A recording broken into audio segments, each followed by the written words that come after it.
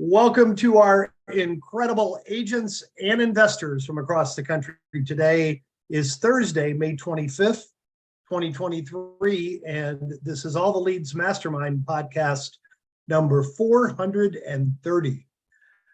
We hope to have a little interview for you today, but I don't see her yet. Janae, if you're here, raise your hand. Otherwise, Bruce, I'll kick it over to you and we'll wait for her to come on board. All right. Sounds good. Welcome, everybody. As Jim said, this is the All the Leads Mastermind Zoom call and turns into a podcast. So if you're listening to this after the fact and it's the first time that you've heard us, we do this every single week on Zoom. You can simply join live and partake in our Q&A and share time by going to alltheleads.com/live. That ties you into the live Zoom call. We got a bunch of good looking people here and a bunch of people that I think are good looking, but they're black squares with names on them. So love to see your faces if you guys are camera ready. If you're not, that's okay. I'm glad I can see Winston at least. Winston and Courtney, both of them looking good. Courtney, not quite as good as Winston though. And Mike and Tyler and Scott and John, you guys all look good too, but not David. All right, so welcome anyway, guys. I know that's a weird intro. Our company's All the Leads. We provide probate leads and lead conversion, prospecting, and marketing systems for probate. The majority of you guys on here are already working your probate leads. You're going to have some questions. This is a live Q&A. We want to hear from you guys. We want your success stories, your challenges, your questions, things like that. If you're watching via Facebook live stream or YouTube live stream, you can chat those questions in and we'll make sure to respond to you. If you are here on the Zoom, go down to the reactions button at the bottom of your screen and raise your hand. That'll put you in the queue. We'll call on you. We'll be able to answer any questions that you guys might have. But we're excited to have everyone here. Hopefully it's a good and productive call. Anybody that is not getting probate leads, maybe you're sitting on the fence just thinking about it, you can check out the cost of your county over on alltheleads.com and you just check your county and you'll be able to talk to one of our managers and they will run through the county pricing for you. But thank you guys for coming in. I already see hands up. Let's go to Kim. I believe it's Vallis first. I hope that that's not a butchering of your last name. But go ahead and unmute yourself and ask your question and tell me how bad I messed your last name up.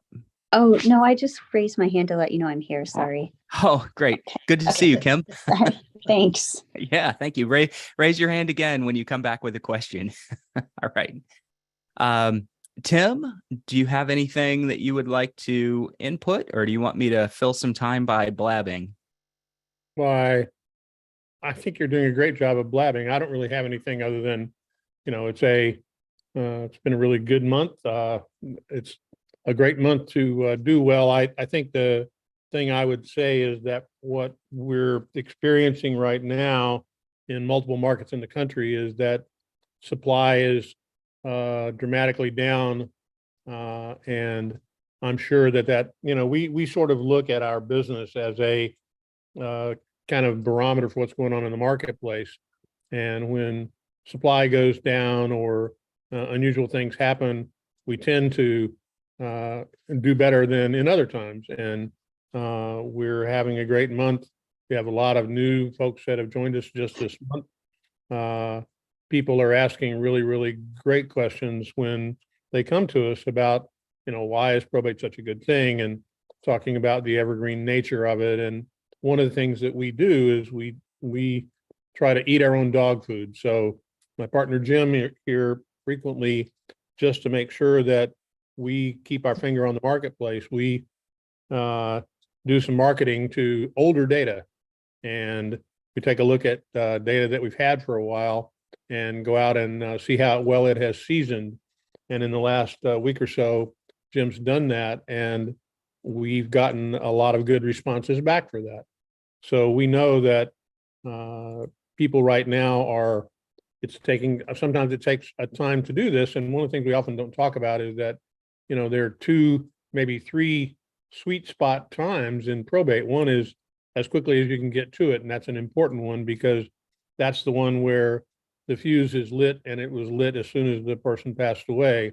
There's a health need, there's a relocation need, there's some reason very specifically that someone needs to get out of the house, and that becomes an instant opportunity. Later on, it potentially becomes a listing opportunity when they get around to doing it, and that's important.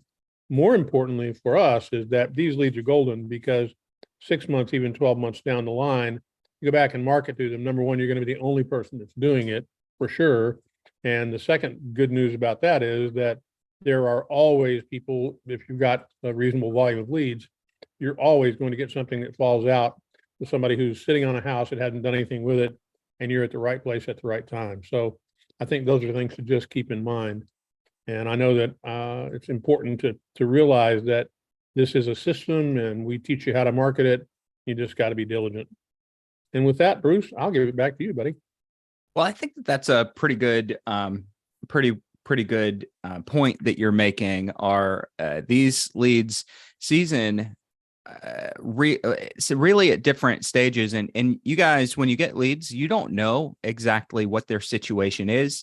Everybody has their own formula, and I think a lot of you guys have heard me say that before. But unfortunately, we're a little bit blind to that as agents, as investors, as the folks that are working probate leads. You're a little bit blind to the individual. So you build your campaign for the majority, but you also recognize that there are going to be people that fit minority cases that convert into real estate business for you. So we're looking at probably 10 or 15% of any lead list that they are ready to go fast. I find those people a little bit harder to capture, but they are certainly able to capture them. You have to build rapport with them very, very quickly and push for the appointment very, very quickly. Most of the leads fall in that 4 to 7 month window. They have a lot on their plate, a lot on their mind, a lot weighing on their emotions and the grief process. And those 4 to 7 month folks just have other things that are taking a priority over selling the house. Maybe even they're confused and they don't know that they can sell a property yet. So that's who you're building your campaign for, is the people that start to convert between 4 and 7 months. Then after the 4 to 7 month, I think it's really good for a lot of you guys. And I've done this recently and Jim is doing it now.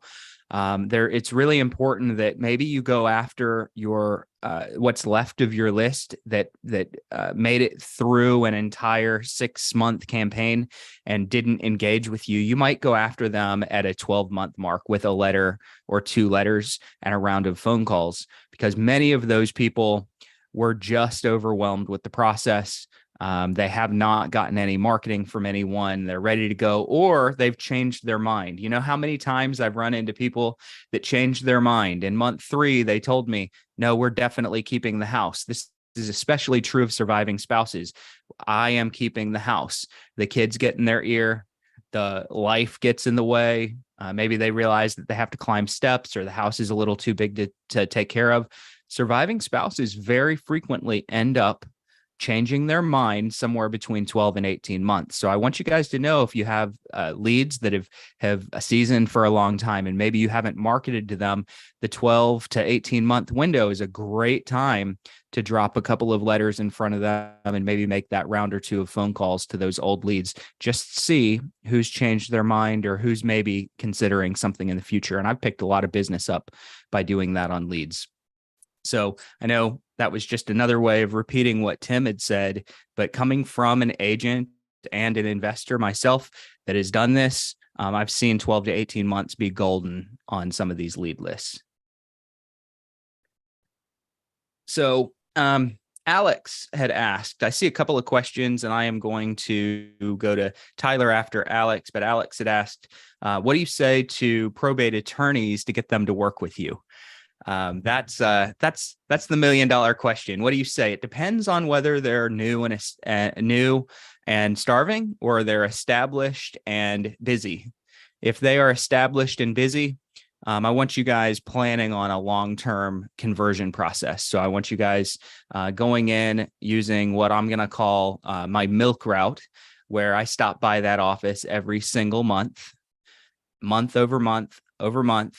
I'm not pushing to talk to the attorneys because I realize in a large firm that a lot of the established guys are working in, they're probably hiding from people that come in to prospect. They have a gatekeeper for a reason.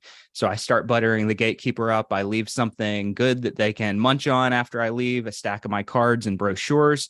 I leave, and I know that as soon as you leave goodies up front, bakeries, chocolates, things like that, everyone's going to rush up front to eat what you just dropped off. And they're going to be looking at your stuff in a low pressure environment because you're not there trying to sell them. So that's the way that I go after the bigger attorney and the bigger attorneys and the bigger firms, is by dropping things off. And then after a few months of building that name recognition up, then I start to ask for one-on-one appointments, coffees and lunches with those attorneys. So that's what I do. My way of going after this, once I've gotten a face-to-face with them, even if it's just 5 minutes, is I say, hey, I don't want this to be a one-way street where I'm begging you to refer your people to me. I want this to be a two-way street where I'm also able to refer my probate business to you from any of my leads that don't have an attorney. Would you be open to that? Now, I'm not saying, would you send your business to me? I am implying that they are also going to send their business, but I'm making the conversation more about me sending business to them, and that I don't want this to be a one-way street. I'd like this to be a two-way street where I am sending you business, is a great way to say it. And then I'll go in and explain very briefly in a couple of minutes or less what my services are. If I have a longer meeting, I just spend it chit-chatting with them about what they do, what they like as a person, what they maybe a little bit about the probate process. I'm not going to spend more than a few minutes asking for business and talking about an exchange of referrals, just a few minutes. Now, if it's a new attorney, you're going to be able to jump to it a lot faster. New attorneys are frequently not getting a huge volume of business, but a lot of times they don't even have a secretary or paralegal. They're doing it all themselves. And those guys and gals want your business, want to refer business very quickly. So if they're new, you might not get a huge flow of business, but it's easy to unlock the lead flow very quickly with the new people and the small attorneys. So, but I would always go in saying, I don't want this to be a one-way street. I want this to be a two-way street, and I plan on supporting your business. All right, hopefully that helped. Go ahead, Jim. Bruce, one thing you mentioned there that a lot of our agents that don't work attorneys may not realize is a significant percentage in almost every market of your probate leads do not have an attorney. By significant, I mean maybe 5 to 25%. It depends on the market, but you go down your list and you see an empty space where the attorney is.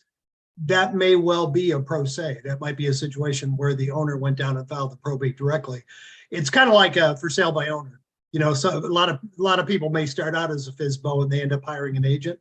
A lot of people think they can do the probate themselves, but sooner or later they're going to want an attorney.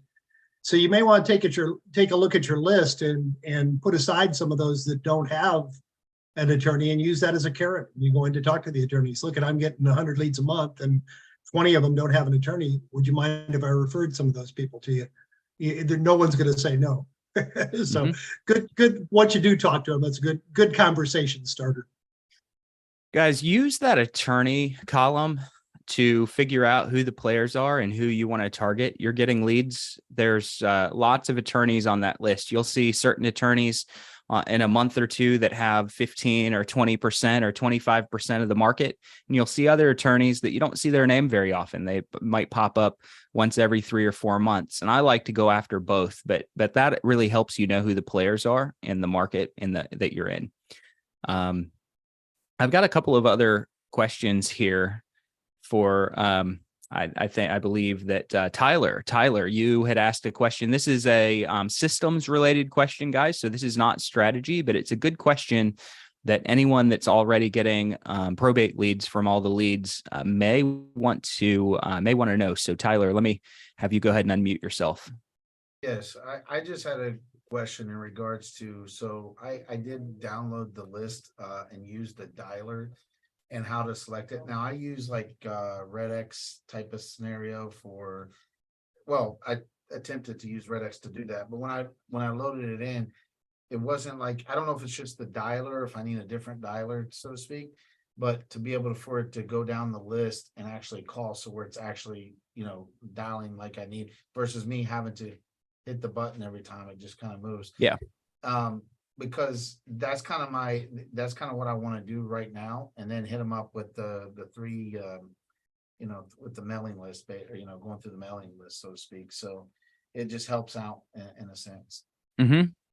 So Red X, I find, and really any power dialer like Red X, Mojo, Vulcan 7, the majority of them are you're going to load a lead into the system, and that lead is going to have one primary phone number. So when it power dials through the lead, it's not typically going to go to the subsequent numbers that are tied to that particular lead. So what I may do is power dial PR to PR to PR to PR. And then that way you're at least able to power dial that. You're just going to have to check out the Red X mapping features for that, and sort your probate list that you've downloaded for a dialer. Basically get rid of columns, things like that. Now, because most leads have more than one phone number, after I've power dialed through the primary contact on each lead, I'm usually going to go in and use the click to call function on the subsequent phone numbers that might be associated with that lead. So I know it works in Red X. Mojo, it works really well. I've personally used Mojo a number of times. It works very well. Same issue. You're going to power dial through the first phone number associated with the lead, and then probably click to call on the additional people after you've made it through that lead list, calling the primary number a couple of times. Okay. If you want a couple of decent sources to be able to use if you're calling click to call, not using a power dialer, so not downloading, uploading, mapping, doing all those things, you might want to check out AirCall. So AirCall. Another company is Dialpad, and another company is justcall.io. So aircall.io, justcall.io, and dialpad.com. All three have click to call functionality, and you can install it as a plugin into your browser and do a click to call right out of your All the Leads portal. Now, you're going to lose a little bit of functionality of a power dialer. So Red X, Mojo, those systems, if you're using it single line, you're going to make it through 50 to 60 calls an hour. If you're doing a click to call, you're going to make it through about 30 to 35 calls an hour. So it's a little slower, but you don't have to go through all the downloading, uploading, and mapping that you do with some of the external dialers that are out there. All right. Perfect. Thank you. Yep. Thanks, Tyler. Appreciate it. Yep. Guys, we have plenty of room for other questions. I do have a couple of other questions that I'm going to go to here in a minute, but before I do, I would love to call on one of our subscribers who's been getting some business, and we talked a few days ago, and she graciously agreed to give us a little bit of a review of where business stands so far. And Janae, I don't see you on here. I'm looking through the Zoom windows. If you are here, like I hear you are, raise your hand for me, please. And I'm going to call on you and we'll have a little chat if you're still up for it. I just asked her to unmute. Great. All right. While we're looking, oh, there's Janae. There you go. Janae, can you unmute yourself? Or can we do it for her, Alyssa? No, she has to do it. Okay. All right. Janae, go ahead and work on that. I'll continue to give you permission. Work on that. I'm going to go to Chris Walters, my buddy. So Chris has said, from a marketing standpoint, what can you do or how can you stand out from other investors and realtors? And a lot of you guys want to know that. You want to stand out. The number one way to stand out, and this is going to seem really simple to most of you. So please don't don't get mad at me for saying something so obvious, but it's going to seem really simple. But consistency, your competition is not going to be consistent. It's just a fact. It's an industry stain on us as realtors and investors. Most of us will work a lead list for a few weeks or a month, if that. You have no idea how many folks I talk to that haven't done anything. They say, I've got 3 months of leads. I haven't made a single call. I haven't sent a single letter out. I haven't done anything. I've just been sitting on these. And that's what just crushes me to hear. And I would say that there are probably a bunch of you on the call that may be in that camp. So all I'm going to do for you guys is just encourage you to take some small action and just get started. Now, if you're already taking action and you want to stand out, stretch your campaign out over a length of time. Make sure that there's mail going out over a length of time and calls going out over a length of time. Your competition may make a lot of noise in that person's voicemail box on their phone and in their mailbox for a month, and then they're gone. If you're in a market and there's 1 or 2 other people that are also pretty consistent, that just means that the 3 of you are going to get good business. There about 40-50% of these leads, in my experience, end up selling in the relatively, like in the midterm. So if 40 or 50% end up selling and there's 3 people that are all doing a good job, that means that that's 3 people that are going to get a good market share. So just be consistent. The other thing is you want to look at what may be happening in the mailbox and change up what you're doing compared to others. So let's say that you know that everybody else sends 1 or 2 letters spaced a month apart. Well, what you might want to do is send 3 mailers in that first month. Or another alternative for some people, if you're in really, really, really busy market, might be to skip month number 1 and go really heavy between months number 2 and 7. So you could just push your mailing campaign back by a month, make sure that you're still getting 6 months worth of marketing out, but push it back by a month, kind of skip the noise in the mailbox. I tend to prefer to go a little bit heavier in the beginning because there's still some low hanging fruit in those lists that are making quick decisions. All right. Any coaches, Tim, Jim, you guys have anything to add to that? Nope, it looks like we lost Janae. I don't see her anymore. Lost Janae. We will. Still No, there's Janae, and she's off mute. There you There go. she is. We got her. Hey. Hello. Hello. there, Janae. Well, Janae, we had a great conversation a few days ago. And I know that you also just got some business through the referral program that we have. I'm going to ask you about that first. And I want everyone to know that if you've never been here before, the referral program we have are for kind of pre-foreclosures, people that are about to be foreclosed on. We have a third-party relationship with someone that uses our subscribers to get those properties sold. Comes with a referral fee. It doesn't have anything to do with probate. But if you're a subscriber, be looking out for Jim's call one day, because he may just have a lead in your market that is in a bad situation and has to sell. And Janae, I think you just got one of those, right? Yes. Well, technically we had 2, but the first one, they kind of figured out a different situation that they wanted to explore a little bit more. Okay. So how'd the one that worked out go? We're actually on the books today. I'm going to be heading there right after this meeting, actually, to go ahead and put our plan of action in place. So it's real exciting stuff. I even just got, I'm going to be sending something over to Jim here shortly. I just got a signature back, but it's real great so far. It's been more like a warm transfer kind of feel. Jim reaches out to me, kind of gives me a quick scope of what's going on.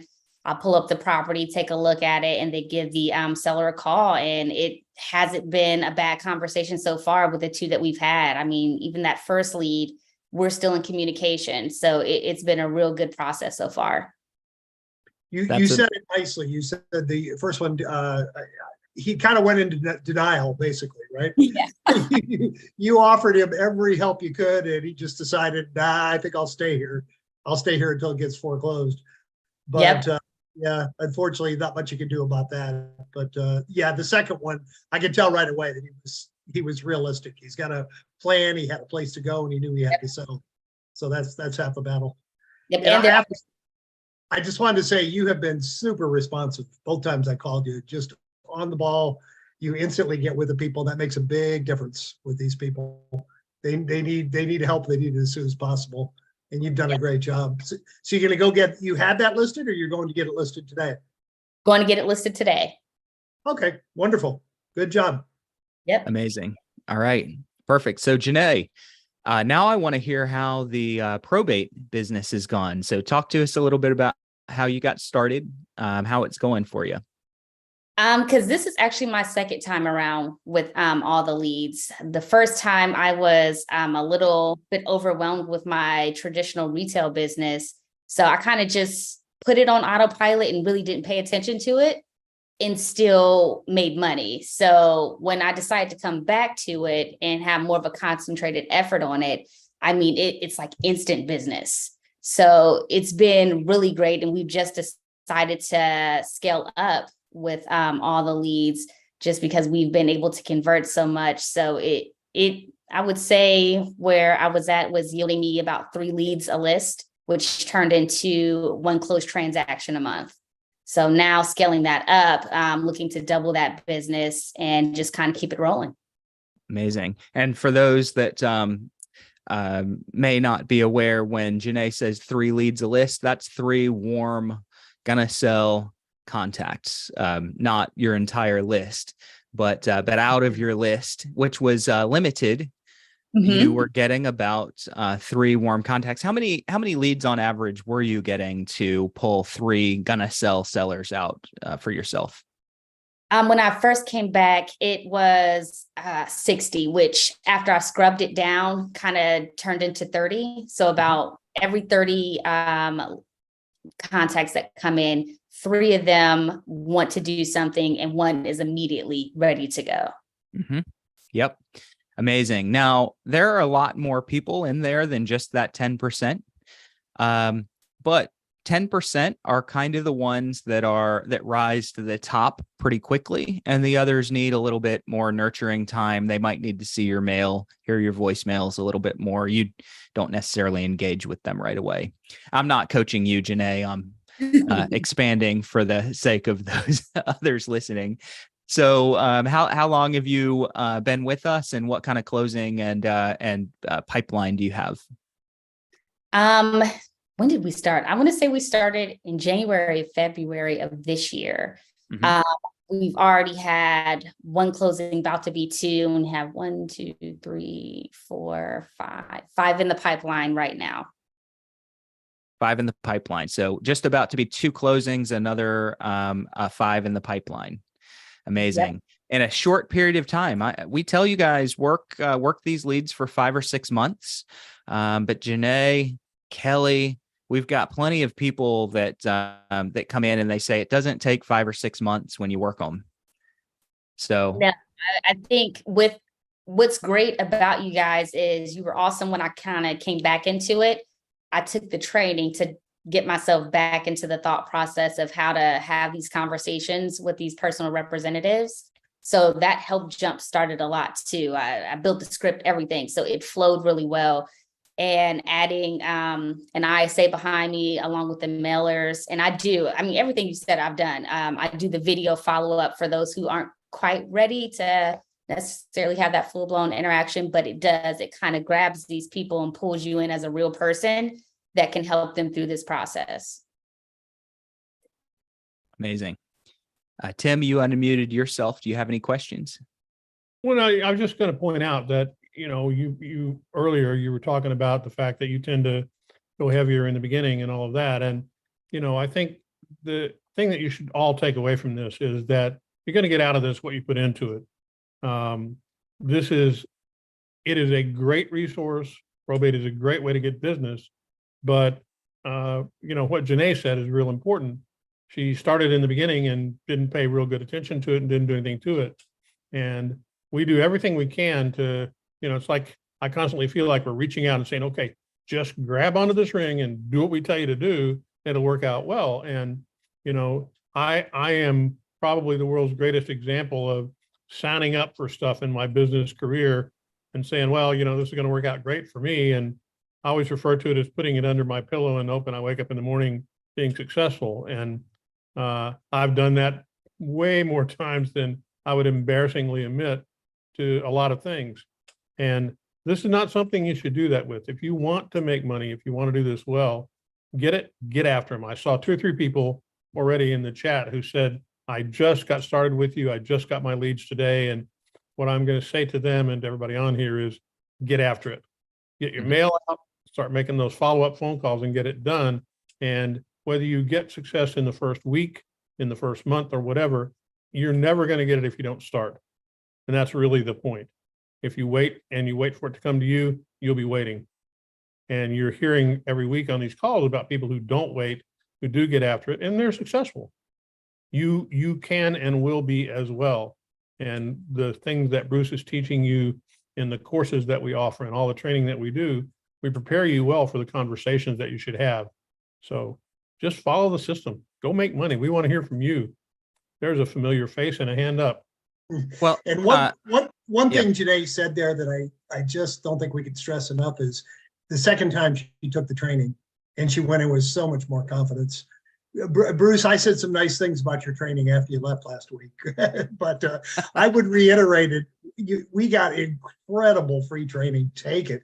It's going to take you a few hours out of your time, but you're going to, even if you're a 30-year veteran in the business, you're probably not seasoned and you're probably not up to date on probate. So take the probate specific training that we offer. And actually one of your courses is not even probate specific. It's just listing presentation. So yeah, it's listing specific, listing presentation specific, right? Yep. So take advantage of what we offer. And thank you for mentioning that, Janae. So Janae, you mentioned, and we've been flooded with questions, and I'm going to go to Belinda. Belinda, if I'm shortcutting your question, you can add on to it in a minute, because I know you were one of the people that had asked the question, but Janae mentioned video follow-up. So Janae, what's your approach with video follow-up? So I use this system called BombBomb. What it is, it's a system where I could either text or email you just a quick video of myself, and it has a link to my website and any kind of documentation I want to put in there. Because I'll get from my mailers, people will email me instead of call me based off the mailers. And what I'll do to kind of bridge that connection a little bit is I'll follow up with a BombBomb video where I'm saying their name and thanking them like, hey, thank you so much for responding back to my letter here. I am a resource. Don't hesitate to reach out to me. And based off what they say, I'm like, I also have this attached here. So they can kind of click everything and I can see it on the back end if they watched it and if they watched the entire video. So it's helped kind of make a better connection with some of these contacts. And it's helping get them in front of me a little bit more to get those contracts or deals done. I love it. Amazing. All right. Janae, hang out if you can. I'm sure there are going to be some questions for you. If you have to go, you're not going to hurt our feelings, but we'd love for you to hang tight. Leave yourself unmuted, because I guarantee a few of the follow-up questions are going to be directed at you. For now, let's go to Belinda, and then I'm going to take a look at some of the questions that have come in on chat, guys. So if we haven't answered you, we're not ignoring you. We'll get to you right after Belinda. Belinda, go ahead and unmute yourself.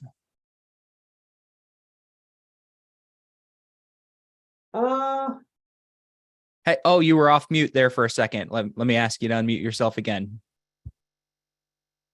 Okay. Can you hear me now? We got you. Yes, ma'am. Okay, great. Yeah, so that was my part of my question was about the videos. I was going to ask, would I use a BombBomb? But I hadn't used it in quite a long time, actually. And that also answered the question about how do you communicate with these people through email. I wasn't sure if like you just simply attached whatever letter or correspondence that you were sending to them by snail mail in an email, or if they were like email templates or different verbiage you were using in email. But I can see where I can use what Janae mentioned, a BombBomb video, to communicate with people, through email and connect that way. So it kind of answered two of the questions that I had. And I mean, I've been with ATL for a long time, off and on. I'm there, I'm getting leads, I'm sending them, making phone calls, and I'm stopping, I'm getting frustrated, then I come back. So yeah, but it's a good process. I'm back on track right now. So. Yep. Consistency and making sure that you have time blocks in your week and your day to work this probate side of your business is absolutely vital. Guys, we can all get really, really busy. It's easy. One of the things in my life that I had to stop doing is stop checking email when I get up and start my day. So if you guys are opening your email first thing in the morning or going on social media first thing in the morning, which is definitely a temptation for me sometimes, that can really sidetrack your day. And email can as well. You can spend hours responding to emails and taking care of things. And next thing you know, you've emailed right through your prospecting time and you go, oh, I guess I'll do it tomorrow. Yeah. And then tomorrow you do the same thing. So time blocking, unbelievably important when you're building a niche like this. So really good. Janae, am I correct that you don't do email marketing until someone has emailed you or you've established communication? Correct. I'm That's using good. the mailers that we have set up through all the leads, and these are responses back from that mail. So it's not direct email marketing, but more of a response to an email that I got from my mail. Is that one of the calls to action that you're putting in your mail? Are you asking them to email you, or are they just doing it organically? A little bit of both. I do have a call to action to like take a look at my website if you're not ready to kind of speak to anyone. And some of them organically are just emailing me directly like, hey, I got your mail. I just wanted to see, what your thoughts are. And then I'm out at the property and I'm following up with them because I get a lot of out of state owners because I kind of what's the word? Go for them first because they're like the hottest lead in my list. To try to connect with them first and to make sure that they feel comfortable with working somebody that's not in the same city, not in the same state. BombBomb has really helped me execute those transactions a lot better. And I've gotten a lot of good feedback from them. They're like, great. I feel like I have somebody down on the ground for me who's really like going to help me work through this transaction. Yep. One other thing, Jim, I wanted to mention too was, this year coming back, what I just bit the bullet and said, I'm just going to go ahead and have ATL send out my mailers. So I have like an extended touch, like 7 touch. That is really took a lot of that off my plate initially when I was doing this program up until just now when I started back 2 weeks ago. I was doing my own mailers and I was like, well, while I'm looking at TV late at night, I can go ahead and do envelopes and this and that, but it takes an incredible amount of time and energy to mail them, stuff them, seal them, stamp them, So I was like, let me release that and focus on getting my technique when I make these calls and follow up. And I think that's really going to be very, very helpful to do that and keep me persistent and consistent.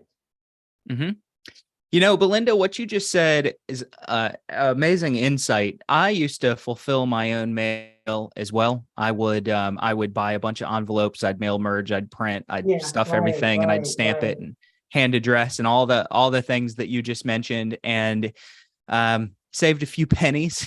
Yeah, really. Yeah, I saved a few pennies, but the time that I put into it is time that when I started putting into either prospecting or educating myself on being a better marketer and prospector. Exactly. I got so much more return when I just kind of got that off my plate. If you guys haven't read the book Who Not How, I highly recommend it. It's essentially figuring out who can take certain things off of your plate that are killing your business. And in a lot of cases, we try to do everything ourselves, and it completely crushes your business because that's time that you could be spending improving your quality of life, improving your business, sharpening your skills, prospecting, doing things to grow your business. But you're stuck doing administrative work that could be done for $10 an hour somewhere else.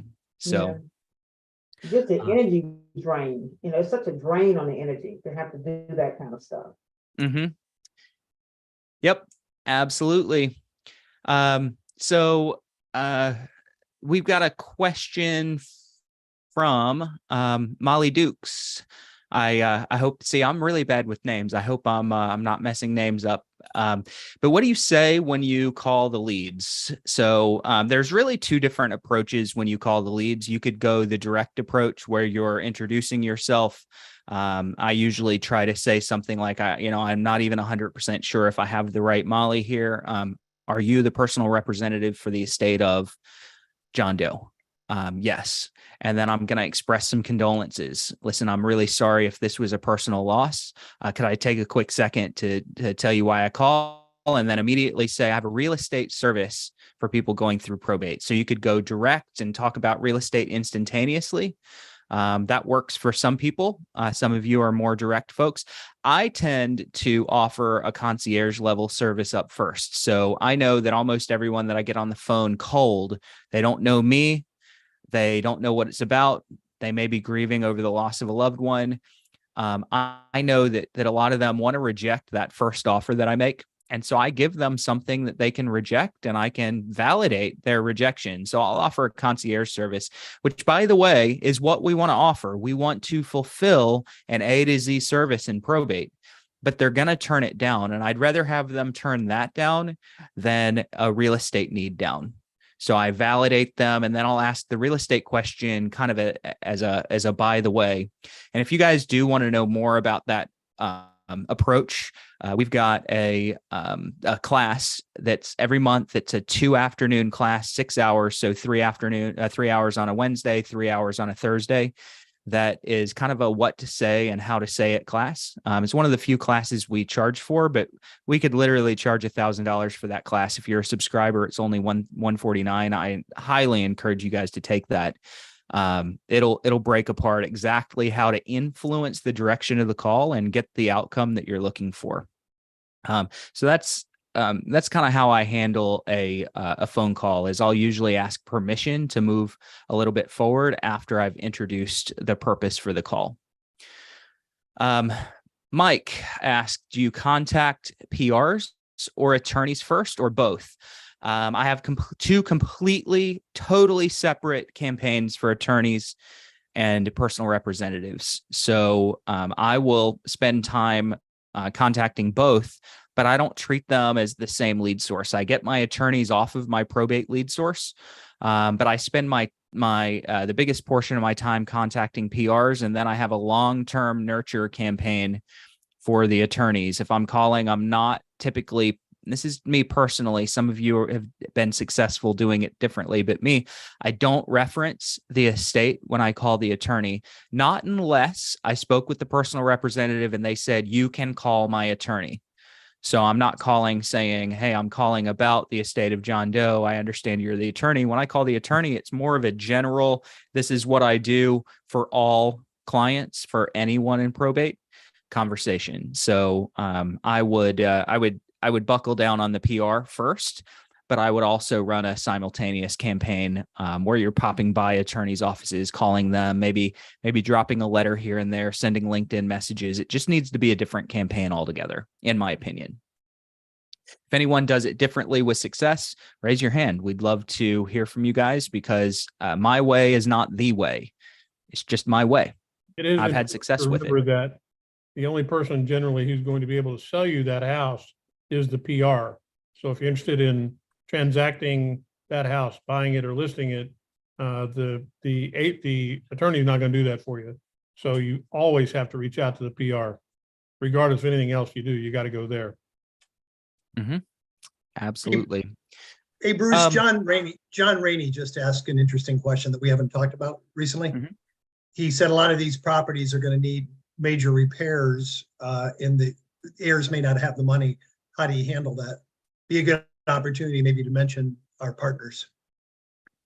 Absolutely. Yeah. Tim, go ahead and mention our primary partner, and then I'll present how I handle that as an agent and investor presenting options. But Tim, our primary partner, fill everybody in. We hadn't talked about them for a while. No, we haven't. And it's interesting. We've been getting, just literally in the last 2 or 3 days, I see all the stuff that comes in on these forms, and we have a partnership with a company that will advance funds to people who are in probate, as long as there is a provable chain that says there is property, the property is going to get sold, and they are a named inheritor in the will, so that there is an ability to make sure the advance gets paid back. So they will advance the funds necessary to get stuff done. And the beauty of their system is that they will await payment. If you just go to alltheleads.com cash advance, you'll find the information on that, and it'll take care of it. If you have one of our websites, we also build that form into your website so that it's something that you can add to your arsenal when you're dealing with people and you land them on your site. That also explains it. So we built that in as a module to the website itself. So that's that program, and you can always find them money as long as they can establish, just like anything else, their ability to pay it back. But they're far more lenient in terms of what they're looking for, because they may personally have really bad credit or anything else. And as long as they're a named inheritor and there's a good BPO or anything else on the property itself, and it can be established that they're likely to come away from the closing of probate with enough money to repay it, they'll get it back. And Bruce, I know you wanted to touch on it, but you may also want to touch on what a great differentiator. If you're calling, nobody else calling him is going to offer that opportunity. Mm-hmm. Yep. So it's alltheleads.com/cash advance. And the program is called Probate Cash.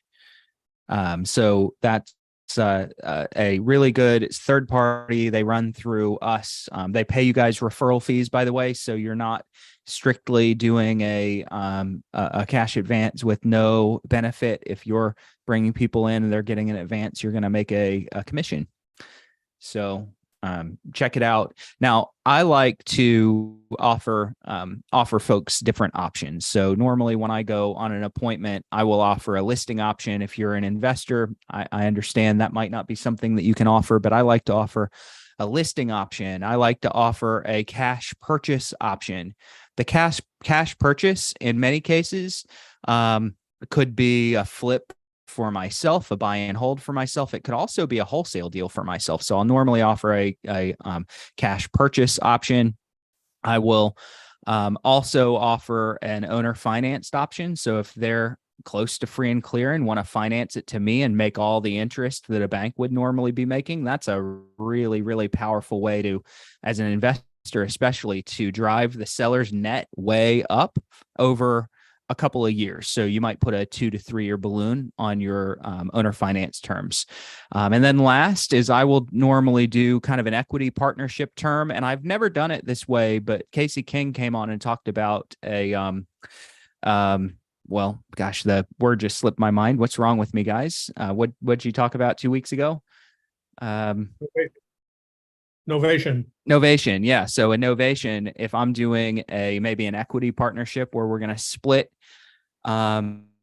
gross or net profits over top of a particular purchase, predetermined purchase agreement price, you could do a novation on that. And if you guys want to hear a little bit more of that, we've got a whole talk on that from a podcast about 3 weeks ago. We'll put in chat which podcast that was, so that you guys can go back and hear it if you didn't hear that. So those are the options that I offer someone. And I realize as an agent, at least 50% of my folks are going to take the listing option.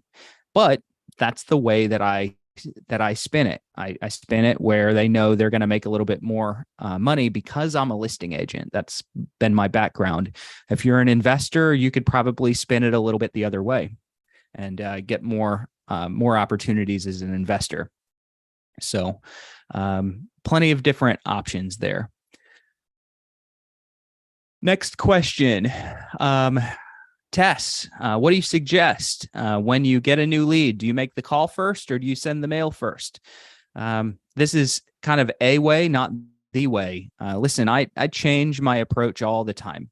Every 3 to 6 months, I'm sitting down for a little bit of a business planning session for whatever niche I'm in and making adjustments. So sometimes I'll add a piece of mail, or sometimes I change one or two of my letters say, or I change the look of a postcard, or I change the sequence that I use my mail. one of the things that I've liked to do is typically call first. It pretty much as soon as that letter starts to go out, I'll normally call first, but that's because I'm really comfortable making that cold phone call where there's no reference point. That's me personally. If you want a reference point and you're not quite as comfortable handling the different directions of a phone call, you might want to send a letter first and then follow it with a call referencing the letter. So there's a lot of different ways. There is no one way fits all. And remember, it's really whatever way that individual is going to respond to the best. And we don't know what that is. So pick one and run with it for 3, 4, 5, 6 months and make a change later if you need to.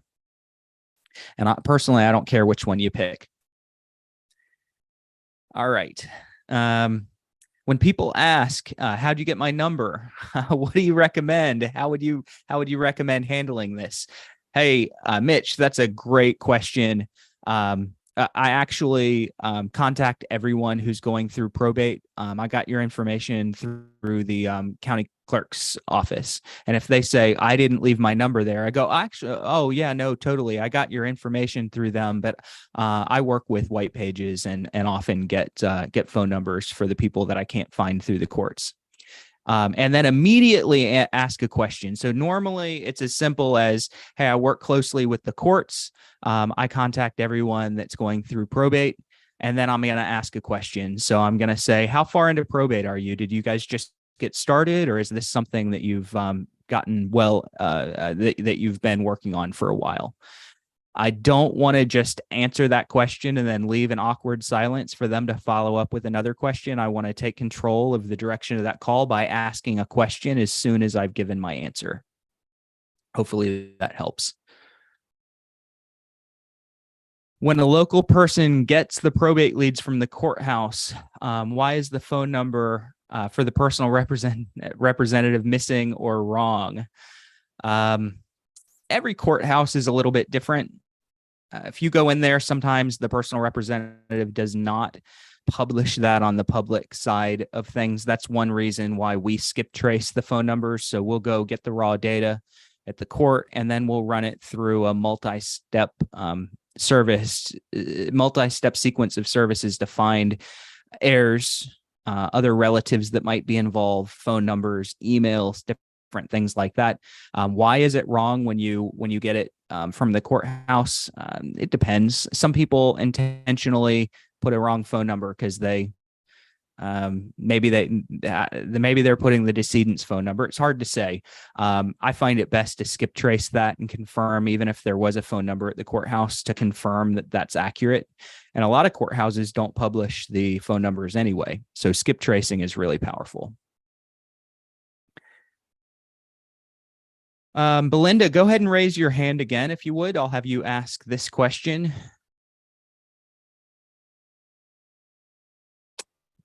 Actually, if it doesn't go up, I'm going to read. Okay, there you go, Belinda. Go ahead and unmute yourself. Okay, so this is kind of foundational. Okay, so you have people who would inherit the property, but it's still in the deceased person's name. Mm-hmm. And when you go to your appointment and you want to pull the house down, maybe as a rental or something for yourself. And I know you can use subject to if the person's name is on the deed and things like that directly, but when you're approaching probates, maybe the deed hasn't been transferred, like maybe a child or something is supposed to own the property, they're authorized to go ahead and sell it as being a PR.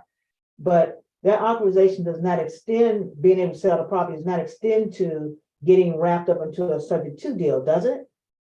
Do they have to then get the property transferred in their name and then they can do something like a subject to, or? You should be able to subject to with the estate. Okay. You should be able. However, if it's subject to through the estate, they're not always going to be able to, once the probate closes and they cash the estate out, then you're going to need to do another title transfer. So I would just set it up where I do 2 title transfers in a case like that. I'd try to lock it up initially with the estate, and then that estate can't close if there's an outstanding situation. So you're probably going to need to go back and do a different title transfer at that point. But talk to your local attorney. It's going to be handled a little bit differently in each state.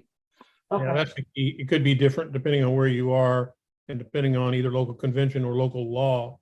There may be differences all over the country. okay, Mhm. okay. Yep. So Sorry. I guess that would be the same thing then, even with the seller finance. You really have to wait till that property is deeded into the heir's name before you can do things like that. Well, I want you to recognize, and again, so Belinda, this also applies to your local state law and Yeah, process. yeah. But in most states, there are mechanisms built into probate where you can carve real estate out of the estate Yeah, and into the heir's name. I would bet that there's a process for being able to do that in Maryland. Maryland, I believe. I believe you're in Yeah, Maryland. Maryland. I bet there's a process for doing that in Maryland where you do kind of a title transfer out of the estate into the Mhm. heir's name, and then immediately, potentially a simultaneously closing where the subject to deal is structured and closed on. Okay, okay, I have to look into that. Okay. Yep. Part of the Okay. reason is because the estate and the laws are designed in such a way that the reason they allow the real estate to get carved out is that oftentimes the real estate has to be sold in Yeah, order to pay yeah. some other debts of the person who passed away. Right, So that's right. why it's a tangible asset. So they carve it out, get it sold, and that way they can actually can't settle it until it does get sold. So Mhm. it can be Yeah. in front of the horse sometimes. Okay, okay. If there's still debt on the property, this is a question from Dave Gwynn. It's a great question. Legally, I'm gonna break apart the legality of it, and I'm not a lawyer, so please, guys, confirm this. But legally, you should be able to go ahead and do a subject to if there's still debt owed on the property. However, you need to be aware of the risk. Most most deeds of trust have a situation where as soon as there's a sale that's initiated, then that payment is going to be due in full pretty quickly. So you're going to want, if there's a debt on the property, you're going to want to transfer the property into a land trust. That type of thing happens all the time. You'll get a third-party servicer to actually handle the exchange of money. So let's say every month you make $1,000 mortgage payment to the previous owner. You send that to your third-party servicer. They pay the original mortgage holder what the mortgage payment is, and then they send the remainder to the owners that have owner financed it. However, you just have to be really cautious and make sure that you know that technically if the mortgage holder realizes that there was a sale, they could call the entire note due. So just be aware of the risks. There shouldn't be anything illegal about it, and for the most part, it's pretty minimal risk if set up properly. But do be aware of that potential risk. All right. Brian has asked, how do you position yourself for the referral opportunities that we mentioned on the potential foreclosures, pre-foreclosures? Be an active subscriber, and that's it. We don't get tons of these in every single market. They kind of come in waves. We may get one this week, one next week, 10 the next week. And they might be 2 or 3 in one market and none in the other. So be an active subscriber as they come in. We'll be making sure to call you guys and make sure that they're distributed evenly based on who the active subscribers are in a market.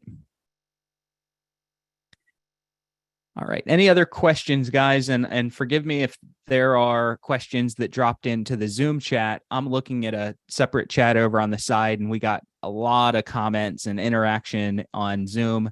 If we didn't get to you guys today, it was not intentional, but we are up here at the little bit past the top of the hour, so it's time to turn it over to Jim. All right. I want to thank each and every one of you for being here today. I want to particularly thank Janae and Belinda and all those that actively participated. And I want to challenge each of you, take one thing that inspired you on this call, go out and put it into practice, and please come back next Thursday and share the results with the group. Have a great week, everybody. Same time next Thursday. Take care.